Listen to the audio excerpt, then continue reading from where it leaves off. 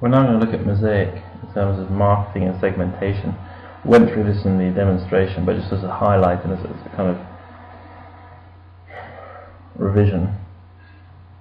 As you can see here, we have sort of number of people who weren't customers, who are customers, and who exist on some kind of database.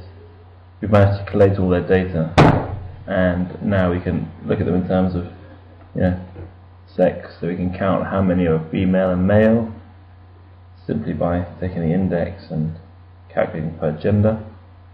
This gives us our split there. We can also look at demographics in terms of age. So we can let everyone who's under 25. So we've classified them here in terms of age group. If I just show you that now. So we said, if the age is less than 25, then call them less than 25. If it's between 24 and 40, for example. So there we go. So now we're looking at all our people under 25 and what their makeup is. We're looking at people who have credit cards but don't have current accounts. Just trying to profile now our clients into certain groups and look at other products in which we can offer them. Here are all their names and addresses, for example. And we've segmented this very quickly, and now we can export it and perhaps sort of run a marketing campaign to these people. We can also look at more detail in terms of, in this case, if they all have credit cards, what those credit cards are. We can look at the average limits over certain demographics. We can start really profiling in terms of how people behave, what their spending habits are, how often they use their credit card, how often they're late with repayments, etc., etc. And for example, we can look at people who are existing clients and see what they like, what products they take up.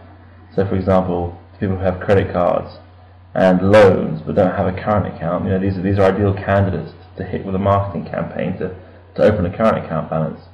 We can also look at what their average credit card balance is, what their average age is, who your worst customers are in many senses, and we can look at these sort of figures within certain demographics. So for example, if I took those sort of up to 27 years old, I found out that their credit card balance is $7,000. This is the type of analysis we can do to really get into your population.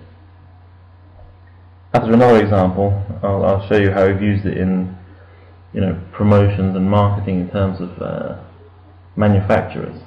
So here we're loading up a golf database. Now what we can do is very quickly segment to a target market.